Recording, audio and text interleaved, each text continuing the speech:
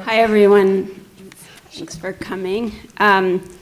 We have planned our panel a little differently, and we have just given each artist, well, we have 3 questions that we're going to cycle through, and we'll pose them, and each artist will answer or speak to that, and then we'll ask the next question. So it's not the format of the artist talk. I'm Elizabeth McIntosh, and together with Ben Reeves, we're hosting the panel. We're both artists and faculty at Emily Carr. I'd like to introduce the panelists. First is Marvin Luvualu, sorry. Luvualu. I'm Marvin Luvualu, Antonio. Thank you. Actually, Mark, you want to? My last name? No, I can say it. But why don't you say it? Good day, I'm Mark Igloliorte. You did a better job. Adrianne Rubenstein. Hi. Hi, I'm Emmy Sparks. Okay. When Ben Reeves and I were first asked to put together a panel for the symposium late last spring, we were both feeling the malaise of that moment in the world, and it was hard to focus on a discussion about painting. In a late-night phone conversation, we talked about how painting is difficult to talk about, and more so in a climate where discrete and ambiguous gestures can seem indulgent. We discussed how and why it's difficult to talk about painting, and we each revealed some of our favorite quotes by painters about painting. "Hand stuck in a mattress" is a quote taken from a conversation between Philip Guston and Willem de Kooning, where de Kooning says to Guston, "Painting is like hands stuck in a mattress." The first time I read this quote, it baffled me, but over time it's become increasingly clear. It explains the clumsiness of trying to communicate anything with the wet, viscous, oily, messy medium of paint. The tug-of-war between painter and paint is described perfectly. Your hands inside struggle against the weight of a mattress, crudely trying to push around with the doom of impotence and failure always looming. Kind of depressing sounding. For this panel, we chose artists with distinctly different approaches to making art, thinking, and being in the world. I was just thinking when I saw the lineup that at first it struck me as a bit funny to be having a panel on the difficulty of talking about painting at the end of a whole day of talking about painting and a great keynote address last night. But later I was thinking actually, and I think it's been borne out, that now we've had a lot of diverse and quite eloquent examples of how to talk about painting, and maybe for me, 1 or 2 things that I thought were ways not to talk about painting, but and so actually all that can serve as like in our minds as illustrations for some of the things that may come up in this panel. So I think it actually might be hopefully very well placed at the end of the day. And then I'm going to read sort of my introduction that I had written a little while ago. After Isabel's talk last night, there are a few things that I'm going to be rethinking, and that the terminology of vitalist projection or vitalist fantasies, I think I subscribe to those things in my work and in my thinking a fair bit, and so if they're as metaphors for making or otherwise, I'm not actually. I wouldn't use projection or fantasy yet. But I'm going to be working through it. But I'll stick with what I've written, and hopefully it'll generate some discussion. Maybe actually one quote that I just added to it a couple days ago. I was reading Karl Ove Knausgaard essays in a book called Autumn, and this one might be the most kind of naively romantic. But sometimes I think for me as a maker, I reserve the right to be naively romantic. Only what slips through one's fingers, only what is never expressed in words, has no thoughts, exists completely. Another quote from Gerhard Richter that seemed fitting for this panel is, "To talk about paintings is not only difficult, but perhaps pointless too. You can only express in words what words are capable of expressing, what language can communicate. painting has nothing to do with that. And the Paul Cézanne quote, "I owe you the truth in painting, and I shall tell it to you," which is sort of deliberately paradoxical. Painting is slippery. It offers a unique space for thinking outside of language. Hubert Damisch gives an attenuated list of its diverse domains of inquiry as cosmetology, the chemistry of color, geometric and or psychological, physiological optics, the theory of proportion, psychology of perception, but also comparative mythology, general symbolics, particular iconographies, etc. These all get squeezed through individuated material processes that index, that index unique shifting sensibilities of their makers. Painting addresses body and intellect, dealing with secondary and primary qualities at once. It trades in colors that maintain secret lives of their own. Meaning is bodied forth, but held in check by the immediacy of painting's physical presence. Mira Shore wrote, "The sense of touch is important, perhaps because it is at yet another remove from verbal language than the merely optical, and because in the precise moment of actually painting, the painter, no matter how intellectual or conceptual, is engaged in a non-verbal activity." So at this point, that was the introduction, and then we're going to ask 3 questions of our panelists. We'll ask one of each in turn. So we'll turn to Marvin first. And the question that we were just asking is the general question of just how to talk about painting.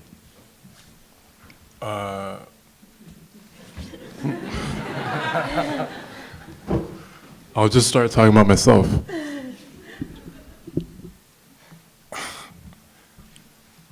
I started painting 4 years ago. I was in art school at OCAD.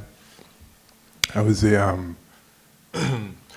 photography student, and I got really bored with my program. It was really bad. And so I was trying to figure out ways of different modes of producing images. And someone suggested that I paint. Actually, my best friend suggested that I start painting. So I applied for an independent study with a professor from the sculpture department, Peter Boyer, really nice guy. And then I just started painting. It really was that simple, but I honestly had no idea what I was doing. And then I also realized that painting was lucrative. I could make money. And I started making money. And then I started thinking about what it meant to be painting and making money, and which one occupies the position of priority. And then that didn't matter afterwards. That doesn't matter anymore. And then I entered another stage where I defined painting for myself as the mode of ritual. And then that's when it started to become interesting for me, when I started to think of painting as ritual.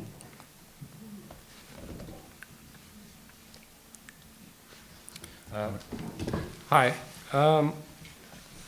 For me, the question of how to talk about painting has become something that I've had to work on every week as I've started teaching painting full-time at Emily Carr in the last few years. And I'm often found being questioned by students on why I give certain feedback or critique, and I found that what I often use for speaking about painting is analogy, ways of describing concepts through different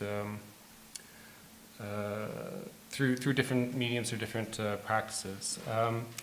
And as somebody who has a Inuit background, I came across an indigenous one, which I was quite happy with because it ties to one of my research threads here in Vancouver, which is kayaking. So in a lot of different crits and in my different levels of teaching, either myself, a student, or perhaps another instructor that I'm co-teaching with, has made a comment about a student's painting which the paint has kind of slipped from the surface of the canvas around the edge. Maybe it's like the color that wraps around all the way, or maybe some kind of pictorial element that goes around the corner as well. And quite often the feedback is that it's not an effective use of paint, and that using the sides of the painting is might be something up with that, which is maybe less effective.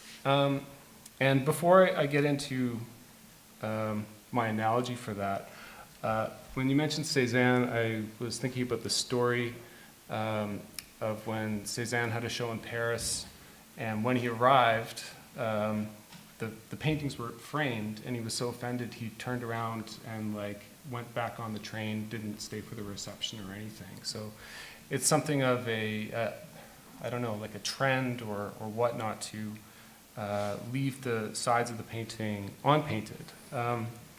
But the way I started describing it was that having the paint going around the side of the canvas, so like you have your surface of the canvas and then there's the sides, and like having that either image or color on the sides, I feel it kind of like breaks the surface tension of the canvas or the surface. One of the things that I did as like an artist performance, and something I just want to learn for myself, was an Eskimo roll, where when you're kayaking, you invert yourself into the water, and then with the paddle, you reach up to the surface, and by placing the paddle on the surface and pulling down, you can flip yourself back up. But the trick that I learned, because it took me like a few sessions of going to this pool in Kitsilano where you can practice, the thing that like my friend that taught me was that you really got to use the surface tension of the water, and that's the thing that I was missing. My paddle was like below the surface by a few inches, and it was just kind of slushing through the water. And so there was this like, having that surface tension was like a kind of a wonderful thing. And you think about those water spiders that are able to kind of like skim around on the water and inhabit that side. So I would use this analogy for talking to my students, and it that helped me in describing this certain kind of concept. So that's my response. Hello. Okay. Hi. Okay. So how to talk about painting? I guess so. For me, painting is like, in a sense, it's like a really casual enterprise, and I think you talk about it the same way that you talk about anything, in terms of its meaning to you and your desire to do what you do. And the painting itself I see as kind of like an extension of hopefulness and what we want to see in the world.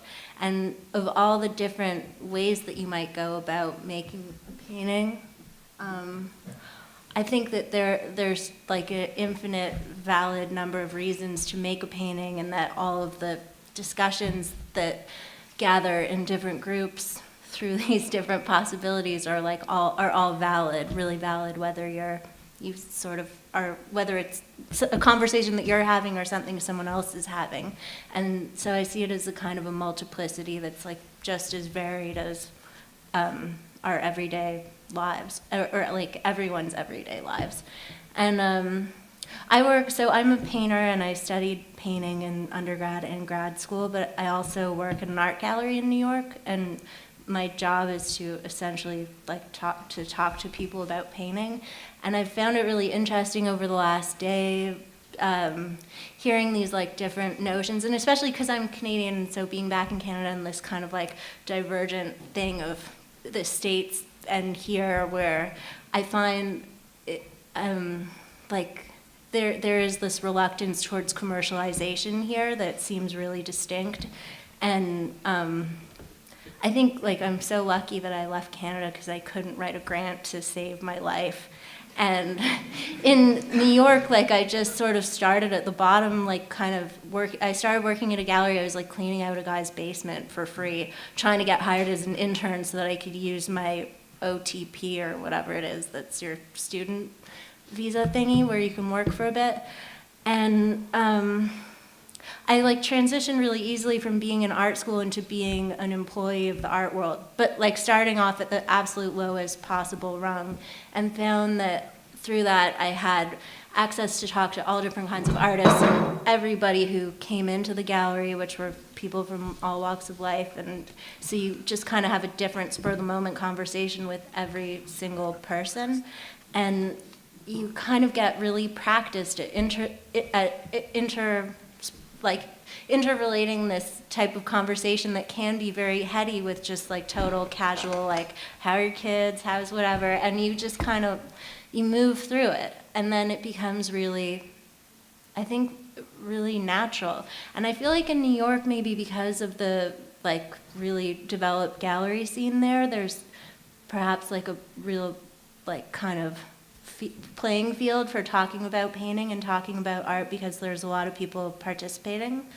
I think like something else, a thought that's just been in my mind is how like the notion again of like money coming into painting and the need for supplies, and how that plays off of, to me, like what I associate with as a sort of a Canadian identity, where I find people are like a bit less greedy here, but to be a painter, you have to like take all these supplies and kind of gather them together and be like, mine, like these are mine, and because you need them, you need all this stuff to make painting.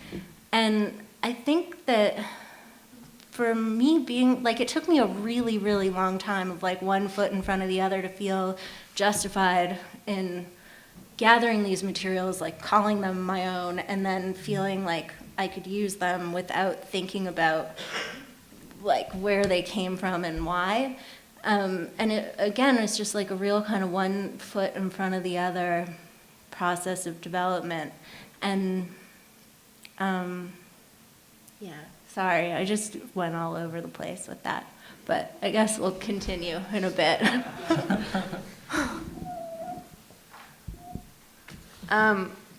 Okay, so I was trying to answer all three of the questions that you'll hear as we go along. And instead of being able to separate them, I was only able to develop like one mashed up bowl of all the answers together, which I found interesting that was such a challenge to think of how to talk about painting and how not to talk about painting, and it all just kind of inevitably merged.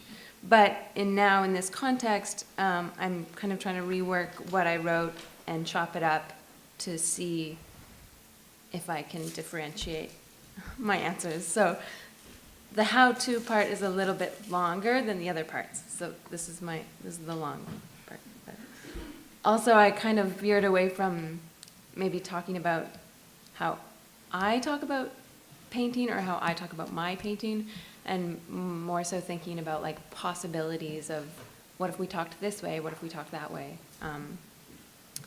So I'm just also going to read, because it's already written, so why not? In whichever form a painting may now take, once it's defined as painting, it's inevitably situated within a specific history and a dialogue. So speaking to a historical context when talking about painting feels necessary to fully see it and digest it. Rather than a single entity, we kind of learn that a painting is inextricably tied to what has come before.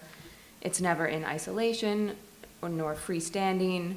It's always picking from or leaning on or rubbing against or stepping on the toes of another. So if we believe in the law that behind every picture there is another picture, a painting cannot exist outside of or separate from its own history. So perhaps that is a way of how to talk about painting.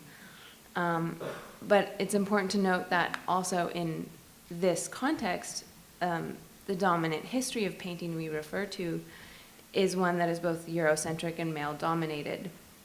So as a female painter, and also from a place of privilege or from a place of settler identity here in Canada, it is then necessary to rework this historical narrative when talking about painting, and to actively recognize the people and moments that have been pushed to the sidelines, and to then find where I can fit in, where to disrupt, claim space, open other space for others. So to talk about painting in relation to dominant histories, which is something, you know, we go through in art school and art education, and the critique, it does require that we reconsider how this history was written, by who and for whom. So, also in how to talk about painting, beyond the kind of contextualization that is expected of painting, I also was thinking about language and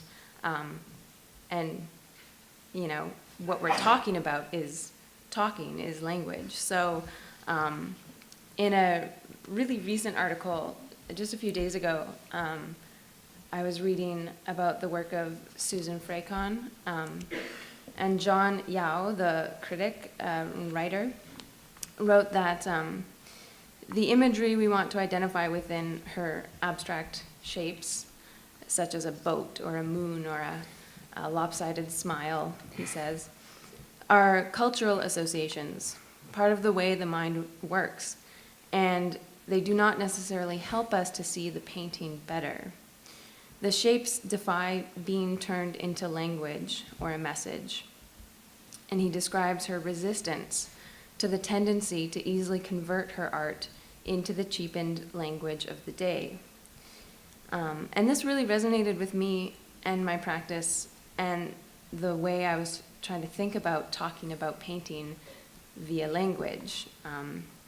But of course, for the contradiction, because within all of this, all I did was find contradictions and kind of headbutt all of these points, or they are all kind of headbutting together. So language is a wonderful tool that also brings so much to a painting, and through title or metaphor, symbolism or narrative.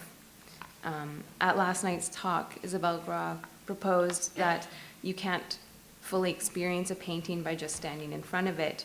You need to know, in relation to the talk last night, about market history and its value, and also, as I have touched on, a medium-specific history, its reference points, and where it's coming from. So then it seems in some ways language is necessary to look at and understand painting. But still, I wonder, does the reliance on language preclude alternative ways of approaching art? Basically, do we need to talk about painting to fully experience painting? Again, I run into two opposing ideas that seem to both make sense at once. In my own experience, written language seems to dissolve or fall apart when meeting painting. There's never the right word for what a painting is doing or how and why it persistently seduces us and me. Perhaps this is a reason why I'm intrigued by painter Charlene Van Hale, who invents her own words, developing an alternative language almost to title her paintings. Or even, I think often of Kelty Ferris in earlier work, not in all of her work, who again with titling uses dashes and exclamation points and brackets to create a more visual, non-verbal form of titling her work. So with this, I wonder if the question of how to talk about painting requires finding a way of not talking about painting and not limiting it to the language of the day, and rather developing alternative ways of looking to, experiencing, and communicating about painting.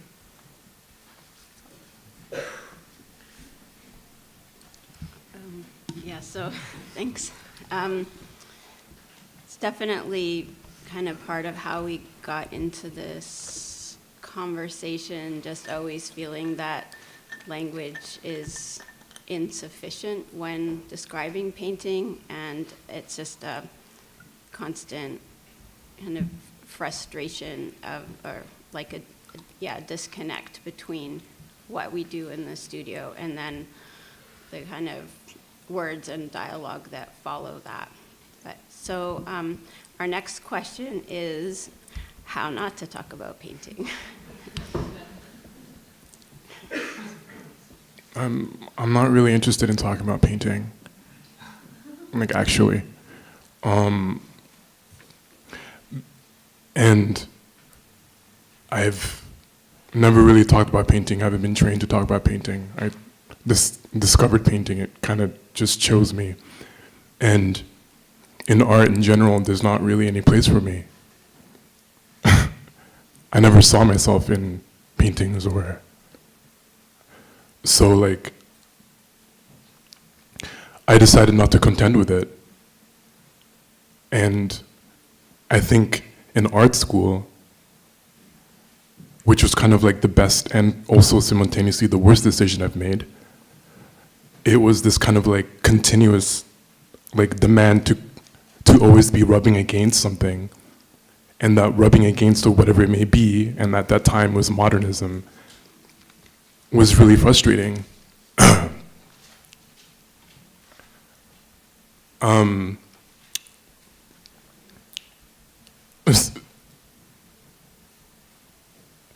So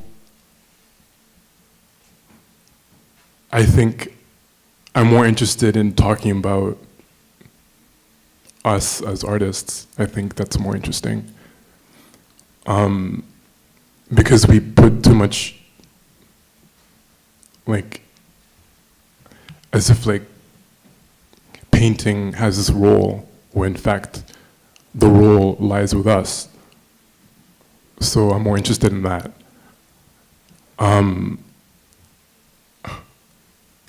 So how to not talk about painting really is just to start talking about self-analysis. I became an artist from trauma. I had just moved to Toronto like 8 years ago from Montreal. I was 23. My boyfriend proposed to me. We moved here, Toronto. We broke up. I was really fucked up. And then my mother died. And that's when I started taking photographs. And I became really obsessed with photography because my family took a lot of photographs. I grew up with images. I watched movies, I looked at photographs. My parents always took photographs all the time. I actually thought I was going to be a film director. I went to film school. That never panned out yet. And then from there, that was like my relationship to to being an artist. I didn't even know what being an artist was. I come from a political family. I don't think I saw my first painting until I was like 24 or 23, really, in a gallery, and what that meant. So it was kind of like a strange world for me, painting, that is, or even considering photography as an art form. I went to art school because someone suggested that I should go, because they were like, you take really good photographs. And I was like, okay, I'll go to this art school. And then I went to this art school, then I was contending with art as this institution. And that was kind of torturous because it felt like this beast that I kind of had to, or actually everyone around me had to contend with. So yeah, I mean, I started painting because I wanted to do something different. And I started painting as a way of kind of really focusing myself on self-analysis, like, who is Marvin? What's Marvin doing here? What's Marvin gonna do? Why is Marvin painting? What does that mean?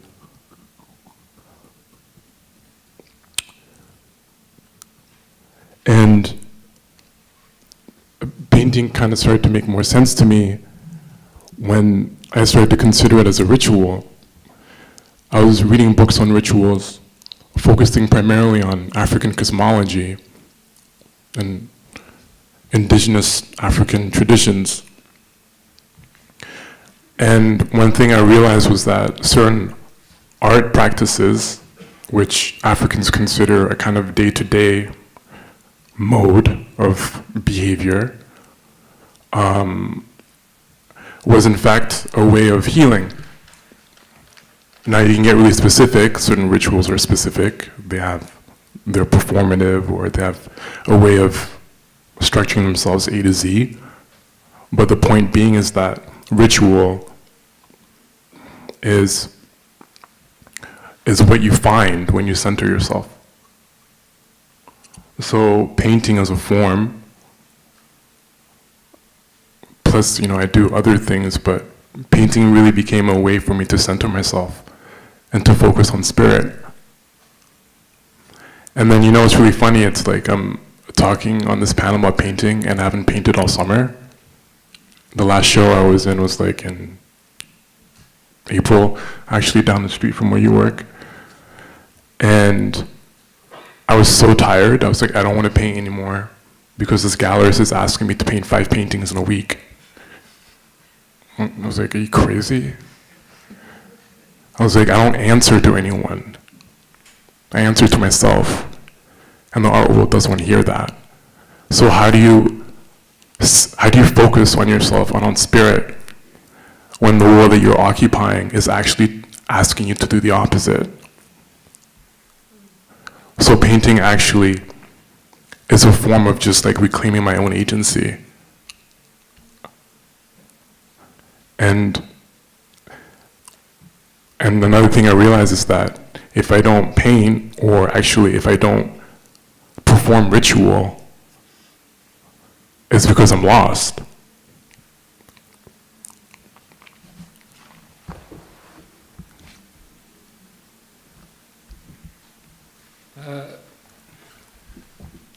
So for me, like, how was the question? How not to talk about painting, or what not to say about painting? Sorry, I can't remember. How not to talk about painting. How not to talk about painting? Well, just quickly with the teaching thing, I think that although like in classes I talk about principles and best practices, stuff like that, but not to talk about them in terms of absolutes. Like things change, and so there's nothing about painting that that can't be interrogated or changed or flipped on its head. So whatever my conceptions of painting are, there's a generation that's coming up that can like surprise me and come up with different perceptions of painting. But I think we all know that. I really enjoyed hearing the stories of selling work, and I wanted to share one of mine. And it's just simply that like my first solo show at a commercial space. It did well. It sold out, and the funny thing about it was that my gallerist was there, and we were talking in a group, and he said, "Your show sold out," and it was in January, February. That never happens in Montreal in January, February. And I looked at him. I said, "You gave me the worst slot for the entire year." He's like, "Well, you're young. You had to you were new. You had to prove yourself." But in terms of like not talking about painting, I didn't say anything about the show. There wasn't like an artist statement or anything like that. But there was a review that came out in a magazine, and there were so many things that I was painting that were like my interior dialogues and what I was focusing on, which I wasn't necessarily able to articulate.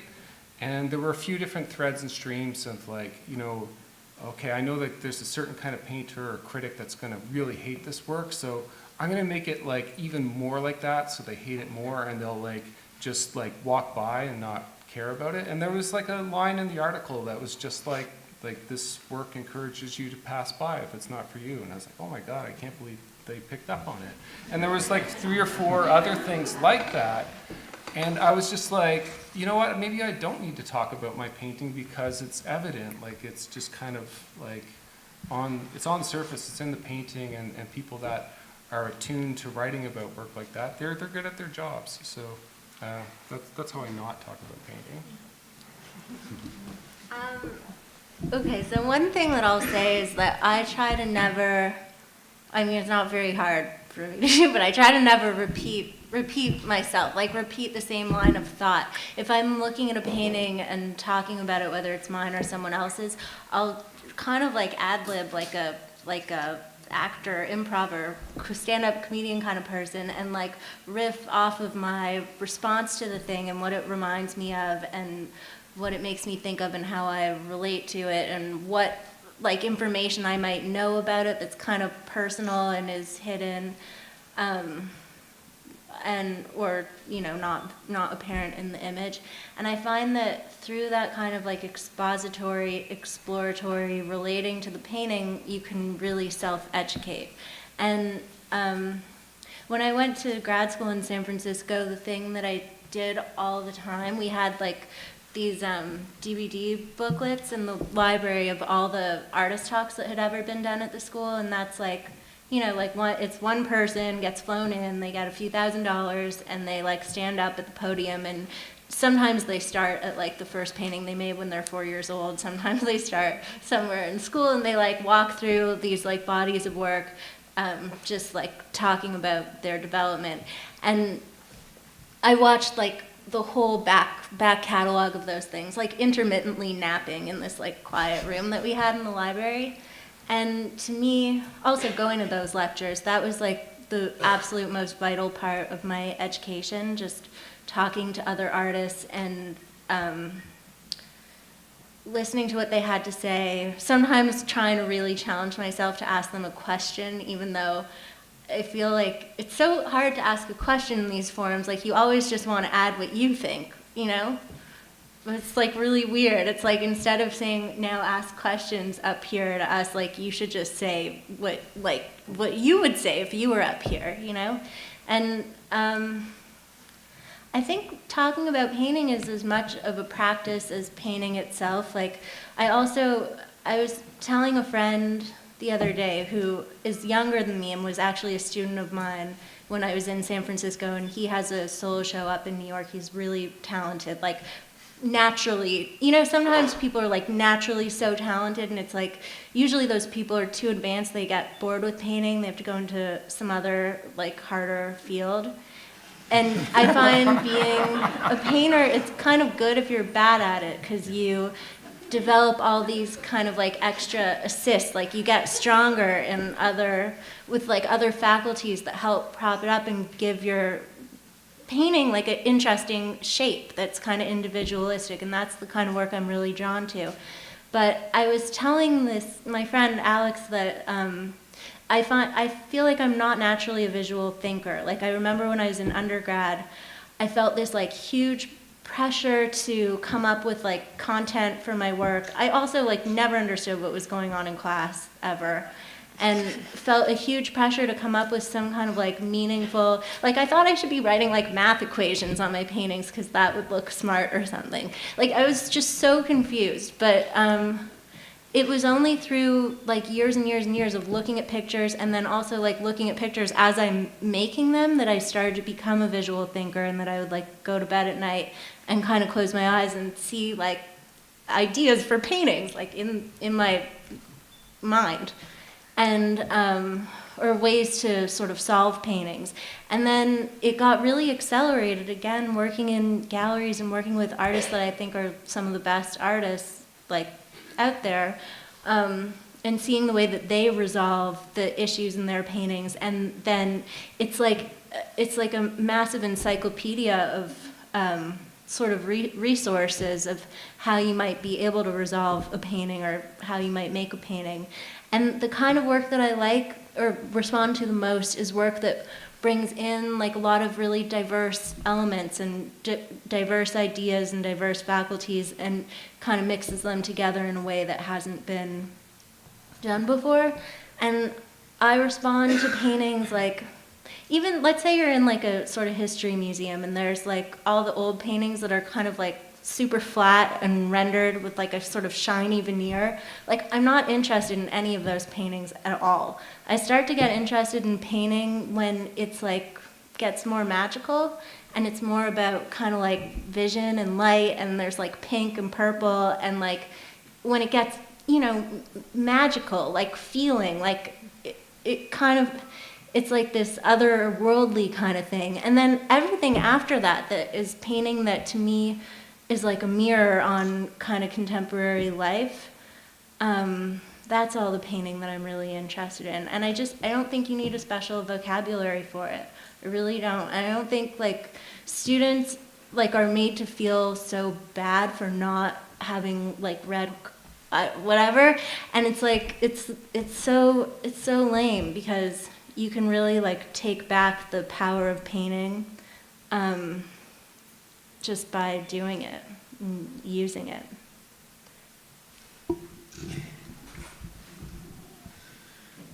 Okay, so I like this. I get to end with like the red thing. But so how not to talk about painting? Again, as I said, as I was initially kind of like filtering through these ideas and trying to write them down, how not to talk about painting was also what I was writing for how to talk about painting, and reminded me then of the difficulty of talking about painting, which is what we're up here talking about.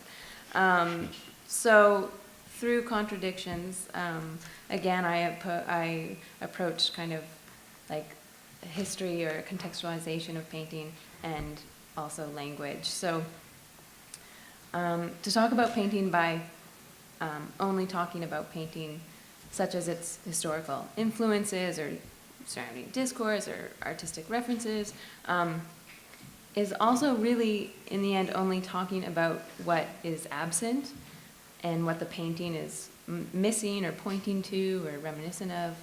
And I question if this can become a crutch, a way to perhaps fill strange new potential of new painting. So if relied on too heavily, does this conversation pull away from painting's present potential? So I wonder if talking about painting vis-a-vis painting discourse is actually how not to talk about painting, a direct contradiction to what I said to talk about how to talk about painting. But I question if the way to talk about painting is to simply talk rather about what is there versus what is not there.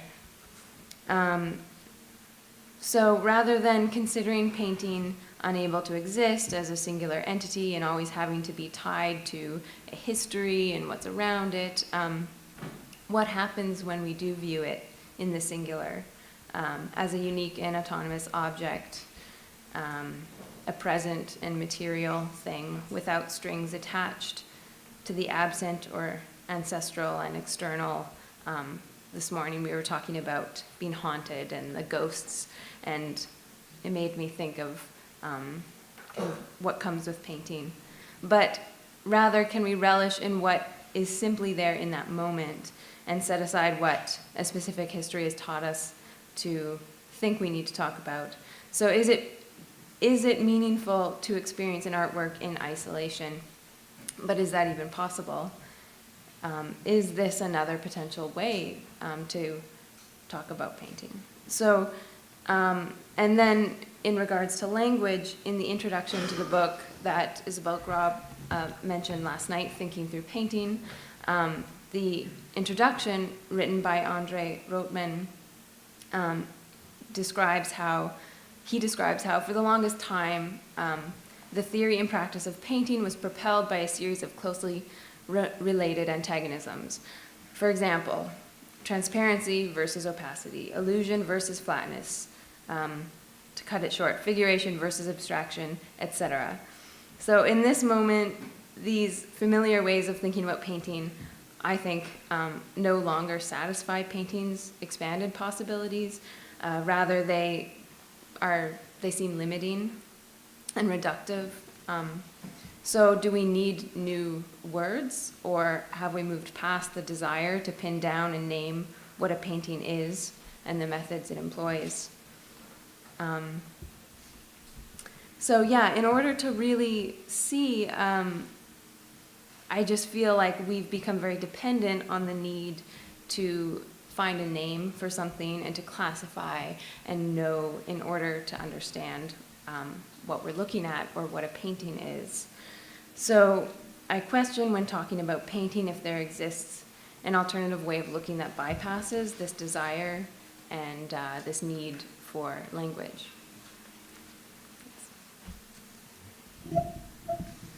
Great. I'm very conscious that my hands smell like fish tacos. It's just from lunch, and I did wash them, but it's a persistent odor, so I apologize to people near me. Yeah, I was wondering what that was. Yeah, sorry about that. I'm just kidding. So as Emmy, as you've said before, the answers tend to kind of merge together, and so some of you have maybe touched on a few points that could be an answer to the last question. And the question is written that given that painting is the most important thing that painters do, which is an assumption that's arguable for sure, why, in brackets, should painters talk about painting anyways? So in other words, why should painters talk about painters, or should painters talk about painting? Did I just complicate it by trying to simplify it? Why don't we just a little bit. Should painters talk about painting? Yes. No, but I just no, but I just want to say, Emmy, I'm really glad you're on this panel, because I feel like you're doing a really good job of sort of kind of like creating this like narrative of our answers, and that kind of like also helps me kind of like think about the questions through this like line that you're creating. I think you're doing a really good job at that, so thank you. But the 2 points that you had raised that I thought were really interesting was talking about what is there and what isn't there, and painting kind of being a way of kind of like dealing with opposing, or dealing with binaries, let's say, which is something that I encounter all the time when I paint, whether it's like choosing red or black, or painting on a canvas or on the wall or on the floor. It's always kind of like, it's about making decisions. And I think painting becomes more interesting for me when I stop feeling like I'm making decisions. In terms of talking about painting and like the discourse of painting, yeah, painters should talk about painting, because the discourse of painting isn't doing enough. It's kind of like self-masturbatory, the discourse of painting. And that's actually a conversation that I find lacking, is how are we coping with the discourse, actually? Because the discourse is about binaries, and that's why it's frustrating.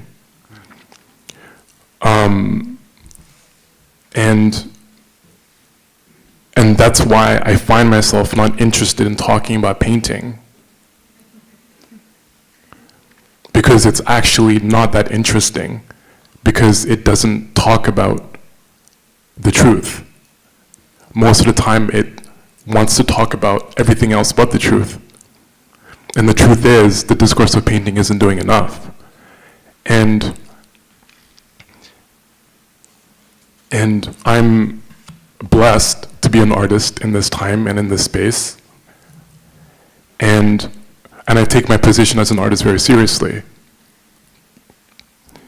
And I love other artists. And it's painful when you see other artists struggling, when they feel like the world or the discourse that they're occupying doesn't want to talk about them. That's what's up.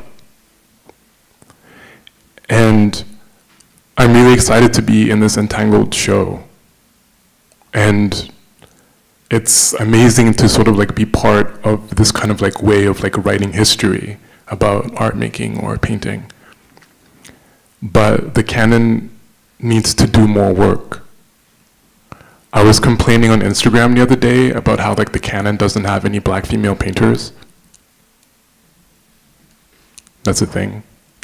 There's no black female painters. Like, where are they at? You guys are the academics, like, where are they? Why aren't you looking for them? and because I don't see them. So that's like my position. It's like when I'm confronted with asking these questions, that's where my frustrations lie.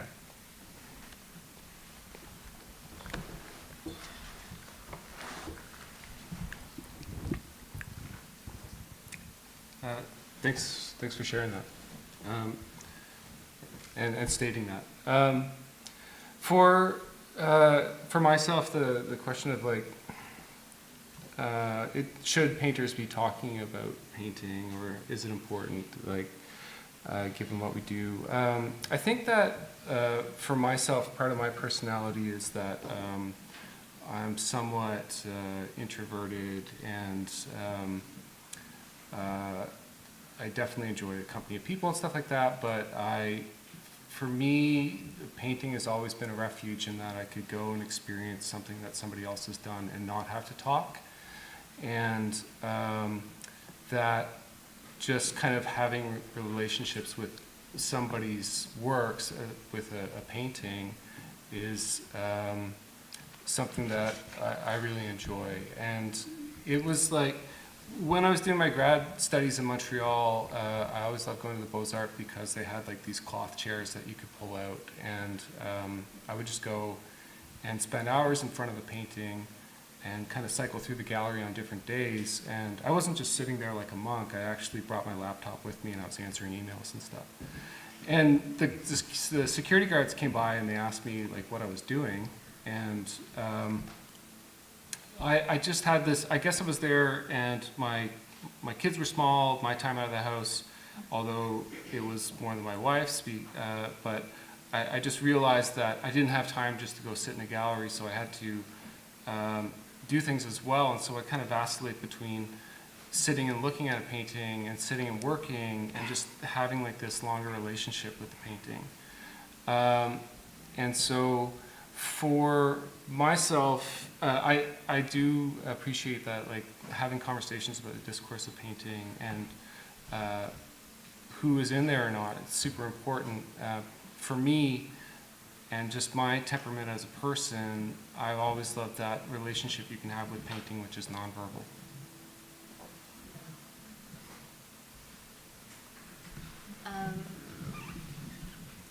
Well, I think from the stuff I said already, that I think it's pretty obvious, my opinion is that painters are the best people to talk about painting, and that it's essential. They're the ones that, they're the ones that do painting, so it's good for that. I think that they have a lot to share.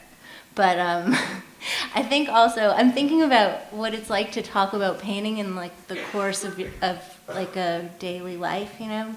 Like you kind of wake up, talk to your friends about painting, like talk to the way you talk to your parents, let's say, who maybe like mine aren't interested in art at all, think it's like a big joke, how you talk to them about painting, like how you talk to the public about painting, how you talk to other artists, like maybe you're on a plane and you have to talk to the stranger sitting next to you about painting, and like how it just kind of rolls into this funny sort of ball of different ways of talking about painting that to me are kind of just as valid and informative for yourself as the more structured ways. I guess that's also kind of redundant to other stuff I said. But hold on, just forgot what I was going to say. Okay, talking about painting, day-to-day life. Oh yeah, the thing I was going to say is that not only as painters should we be talking about painting, but I think it's crucial to use your voice as a painter also to curate shows and to support other artists.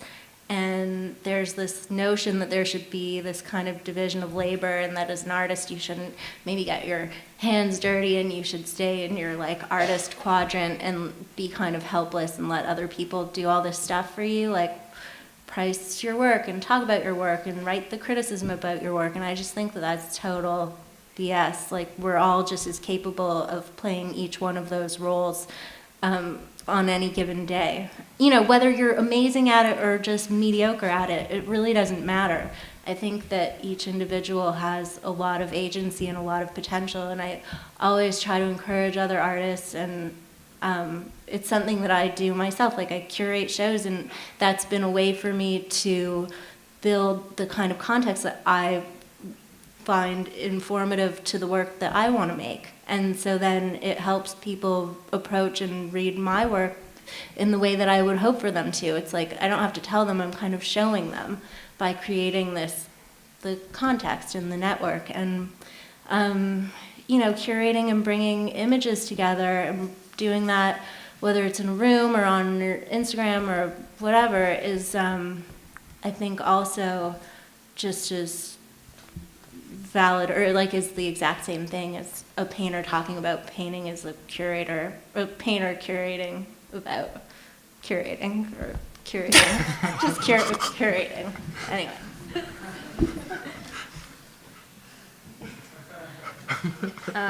Okay.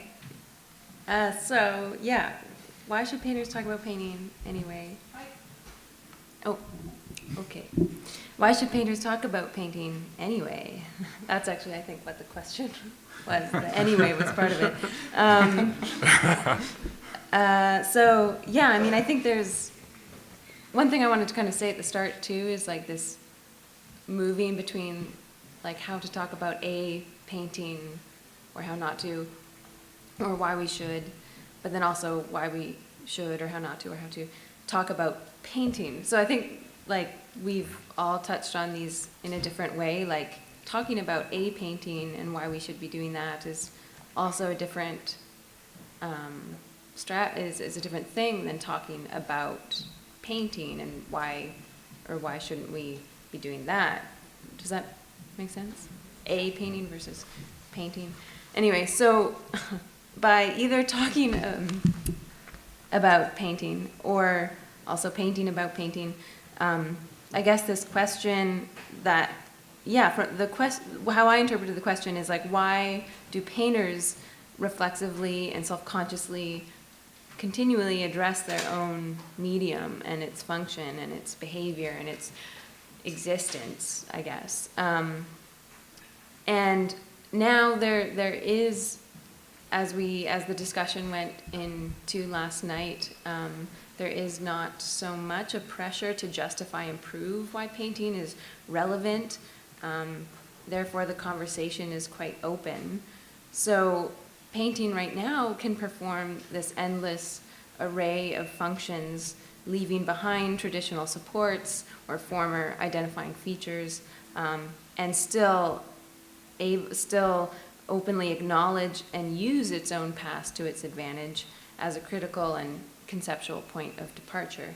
So I believe that talking about painting, which, as we've kind of said, painters should do and why it's good, but also in the end, painters paint about painting all the time, no matter their intention.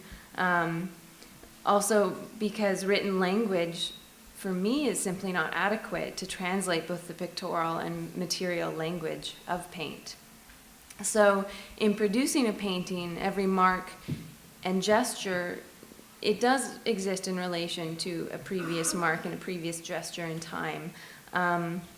So I would argue there is no painting that is not talking about painting, whether intentionally or not, as I said. The decision to paint is kind of a decision to talk about painting, whether you're using language or the material of paint.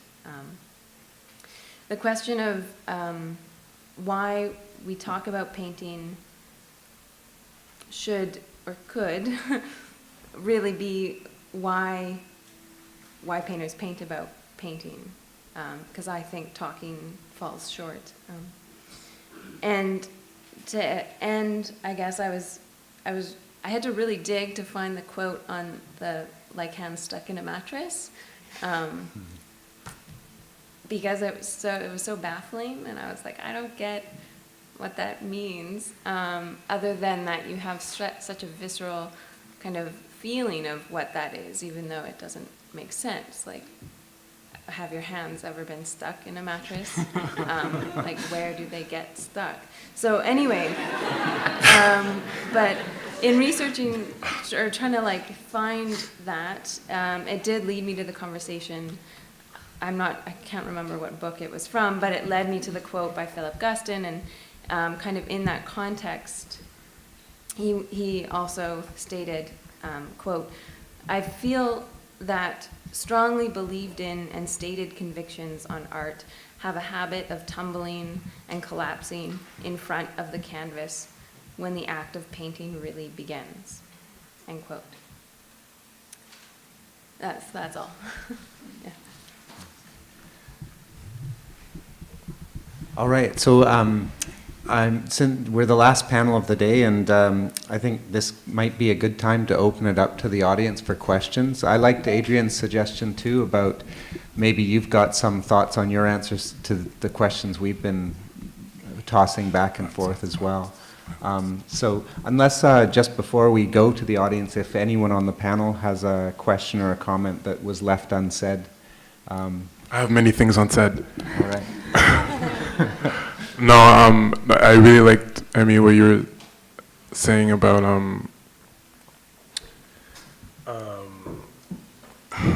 I forget, I just really like what you're saying.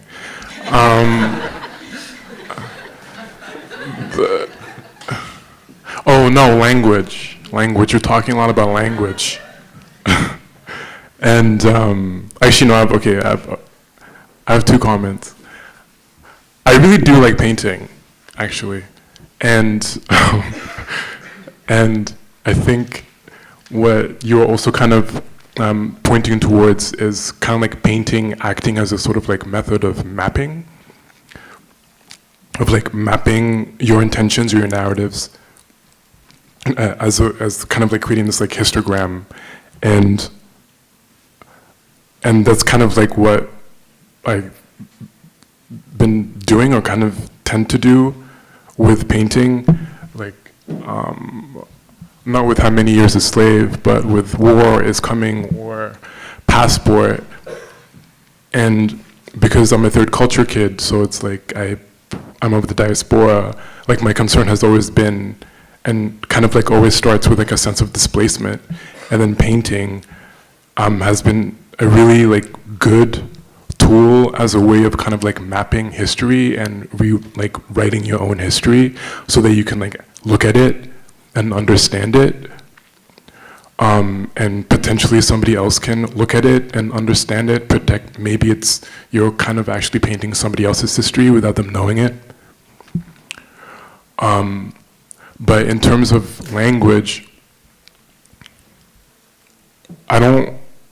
it's interesting because I'm always confronted with language when I talk about painting with people who aren't painters. Like talking, I don't know if you guys paint or like talk about painting to your parents. Like my dad doesn't at all understand what I do, particularly when it's painting. But he can understand what I'm trying to do if he's looking at a video or a performance, let's say. And it's interesting when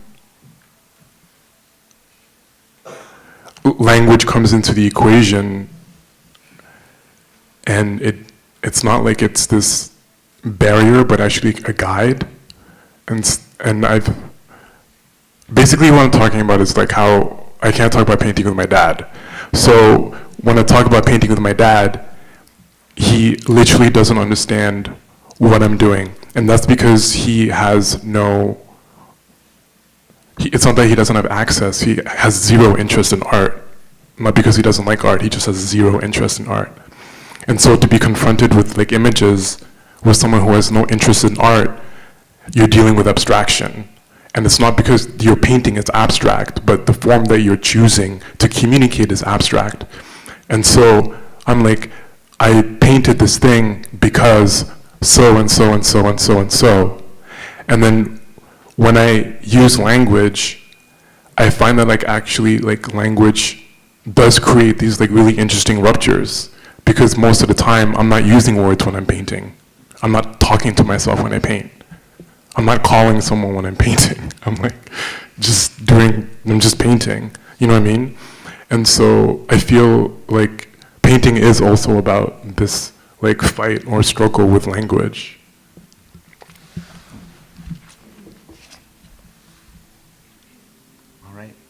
Well, shall we open it up to questions from the audience then?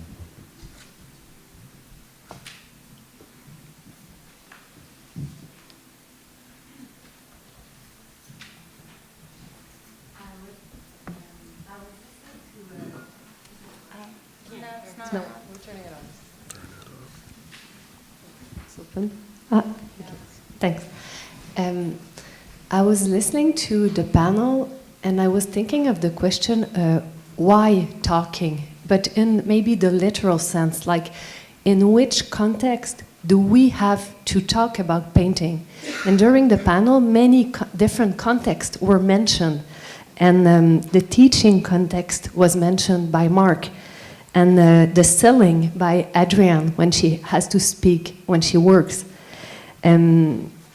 Also was mentioned self-analysis and having a conversation with other painters and having a conversation with a different generation, younger generation of painters.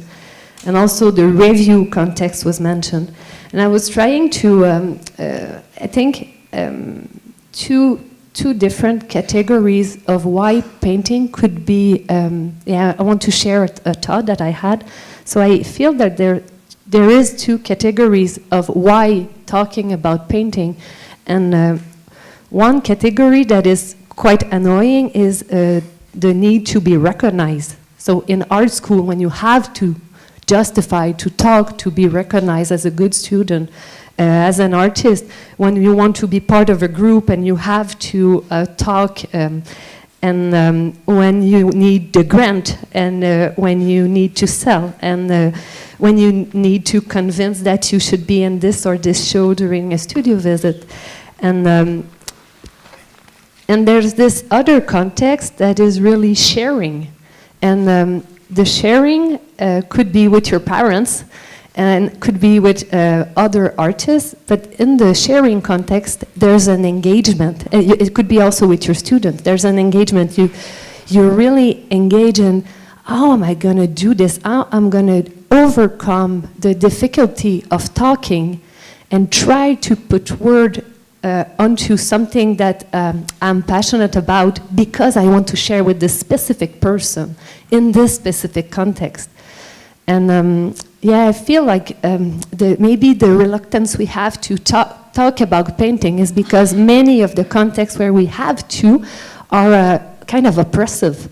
But there still is this context of the sharing where we feel engaged, we feel creative, we feel that we need to find a way to do it because we want to share this passion. So that was my comment. What that made me think of is that when you're a student and you're like not very good yet, you have to pay people to come and talk to you about your work, you know? Like people have to get paid to teach you to talk about your work, whether it's a professor who's being paid tuition or like visiting art, like they have to get paid. They're not gonna do that for free because it sucks. And then all of a sudden you magically get on the other side where you're like, people, you know, people might be writing or talking about your work, not only freely, but like they get maybe even paid for it sometimes, like, but not by you, you know, like by the economy or something. And it's just really interesting. Like it's such an interesting divide. Like when does work get like good enough or valid enough in order for it to draw its own response? And you know, is it experience? Like, is it how much you know that makes your work get interesting enough for it to draw its own viewership? But I mean, we're really lucky that we have school and academy and all this stuff that's like training wheels where we do have the opportunity to pay people to talk to us about our work. So we could practice for a long time, you know. It's a great thing. It's my response. I had a quick response to that in that like about once a year or so, or especially when I have a show coming up, I organize my own studio visits, and so I invite friends and You colleagues. have to pay them in snacks. I pay them in snacks. Yeah, I really appreciate it, and I love those conversations because, yeah, I really value that time, but I don't pay for it. Well, you can also trade it Yeah, I trade for sure. in kind. Yeah, I liked your comment too because of this like realizing, and I think we all realize that there's different ways of talking about your work, especially like painting, which is accompanied by so much jargon and weight and density and stuff. So then maybe again to the question why should painters talk about painting? Maybe it's like in an effort to move towards like bringing those disparate ways of talking like closer together, right? Like to apply for that grant or by being able to talk in like in a more real way, and maybe it takes painters rather than critics, writers, or historians to be kind of directing that conversation. So maybe that is an answer to why should we be talking about painting or keep talking about painting in that effort.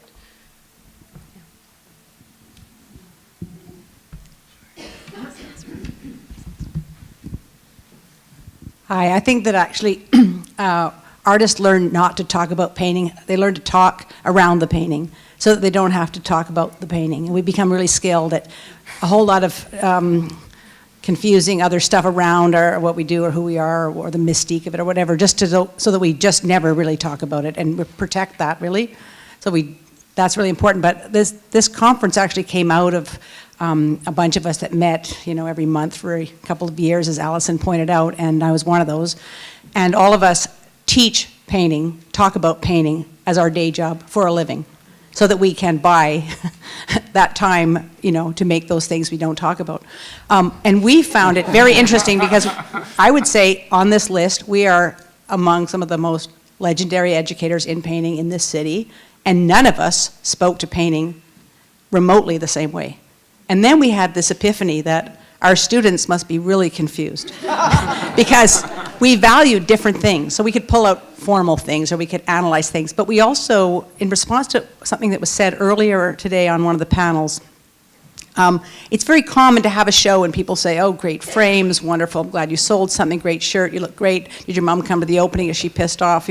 We talk about the work in a kind of other way, but in fact, nobody tries to breach sort of the privacy of the painting, let's say, but just congratulate around that. So this exercise that we took to of close reads, where one painting for 1 hour, yes, with wine and snacks, and taking turns sort of cleaning up the studio enough so that 6, 7 chairs could fit, was really very moving for each person for that moment where they felt pretty undressed with 6 other sets of really trained eyes, literally not focusing on who we are or what we're about or our identities or our reputations or anything, just to really figure out what each of us was sort of up to with that work. And the artist would listen and eventually might jump in at the end with like the problem of the title.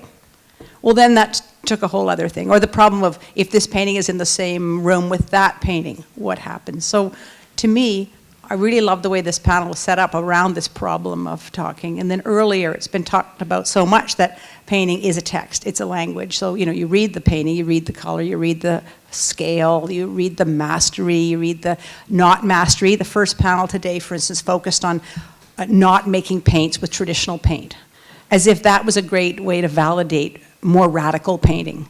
I noticed that a lot of the painting here is quite conventional in its embracing traditional oil painting methods and so on, but other people today have decided to make sure that's not the way it's going to be so that you see it as more, let's say, scientific. Like I think in Francine, Savard, your work has a kind of scientific, that distance from the mark or the person and so on. So I find it really interesting to have ended with this, and I'll pass the mic to the next person, but do any of you want to comment on that? Okay, sure.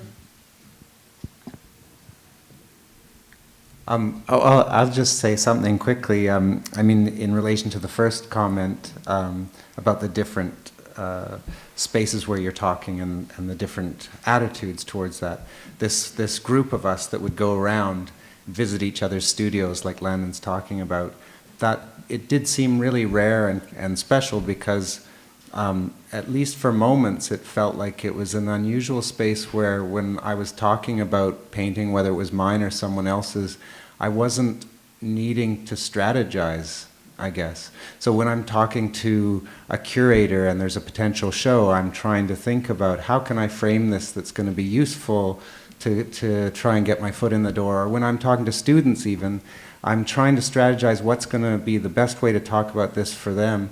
And in this group going around, it was a kind of, it felt very different that way. There wasn't a kind of a motive involved so much, so overtly. I mean, they drift in and out all the time, I guess, but it wasn't, I didn't feel it pressing like I often do, I guess. Yeah. Oh, just also, I was part of that group, and going back to Emmy's quote, no painting is not talking about painting. I think in those studio conversations with fellow painters, you're all reading the coded language, even though you maybe have different approaches, you all have like a certain understanding of the language of paint that's not in words, but in paint. And so it makes those conversations easier and able to kind of go into a different zone. I just want to say that to me, without a doubt, the most important conversations about painting are the ones I think that you have privately and with your friends, where you can trash other people's paintings in a way that you wouldn't only not do publicly, but like, certainly wouldn't do in a room like this, and certainly probably wouldn't even do in a group or whatever. But it's like so much, like, yeah, you build up the work that you love, but you also have to take down and dismantle the work that you don't. And it's like not very good values as a person, but it's totally essential to the critical thinking around painting. And so, like, you need close friends that you trust, whose opinions might differ from yours, and where you have a sort of like a pact that you're not going to repeat what is said exactly, but where you can say that someone's painting is bad, for whether you have a structured argument for that or if it's just you just don't like them. Like, you need that total freedom, and you need a one-on-one kind of understanding with people that are close to you, I think, to become like a robust thinker and talker about painting.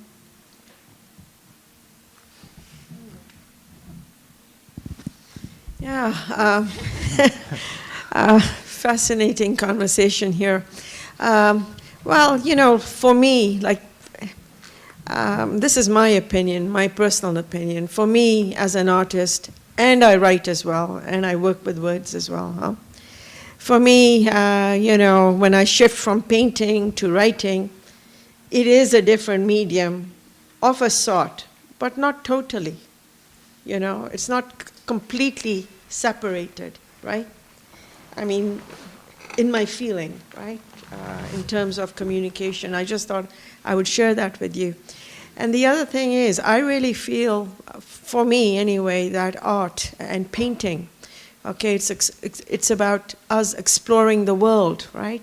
Our universe here on Earth, right? Our space, our place in the universe, our human condition, especially in these times, okay? And if only we talk about art, about the paintings we make, right? Then only can we bounce off each other's insights, right? You know, I really believe that none of us has the complete answer. We all have a piece of the puzzle, right?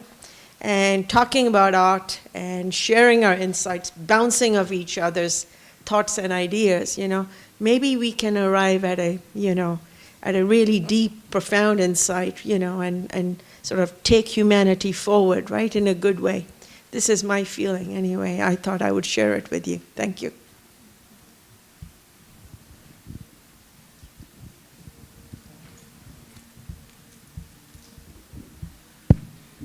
Hello. One of the confused students Lyndon talked about.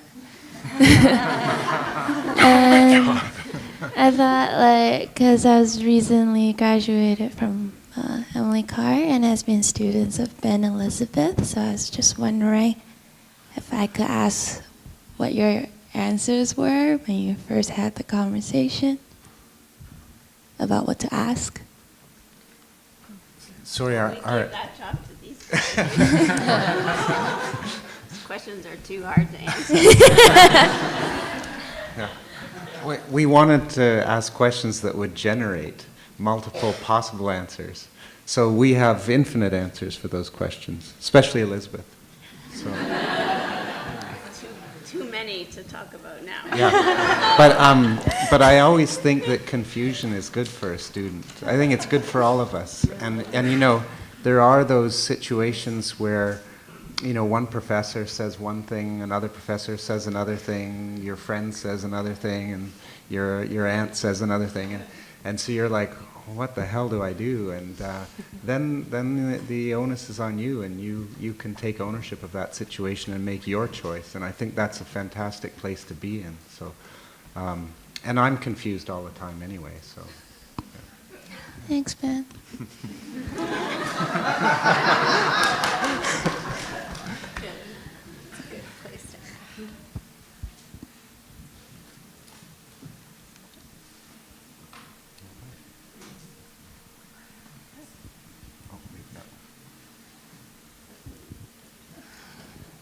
Hi, thanks for all of this. It's exciting. I feel really nervous when I talk, and when I went to art school, I can't really say this without getting really personal, but art school really fucked me around. And part of it was to do with talking, and because when I came into making art, it was a healing process for me. I'm interested in what Marvin said about ritual and healing. And the painting was always more important to me than talking about it. And mostly because the painting was talking to me. It was telling me what was going on with myself. And so I didn't know how to talk about something that I hadn't really kind of met yet. Like I was still, it was leading me. I wasn't leading it. You know, it's like that. I got the impression in art school that I was supposed to know where I was going before I made the painting. And for me, it doesn't work that way. The painting tells me where I'm going. So then I felt really insecure about that whole business because I felt like, well, am I just needing therapy, or am I really an artist? Do I know what I'm doing, or am I just sort of, I don't know, like navel gazing or something? Like, I've never really felt like my work, I've never really found a way that my work is sort of, it just seems to be about me, which seems to be an insecure position for me, because I feel like when I look around me, it's supposed to be about the world, but I don't understand the world unless I understand myself first, right? So to me, there is a time to not talk about painting, and that's when you're still trying to figure out what it's, you know, what it's saying. But you are the world. You are the world, and I think that's like, I think you're also pointing to another problem, where it's like we're having to constantly separate ourselves in order to categorize ourselves. And so that's why I really enjoyed what you were saying about talking about the world, and that's what I mean by self-analysis. Self-analysis is human analysis. There's no separation. And I think that's what I enjoy about being an artist, is that by self-analysis, I understand what it means to be human, and vice versa. But people have a hard time, like, understanding that I am you and you are me. You know what I'm saying?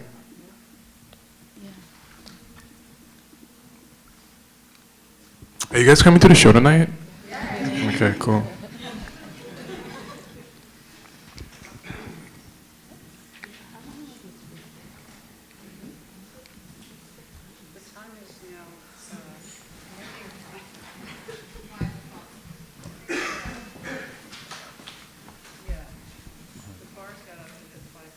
Okay, well, thank you all for those great comments and questions, and I really want to thank Elizabeth and our great panelists today. I really enjoyed everything you brought to the conversation. It's fantastic.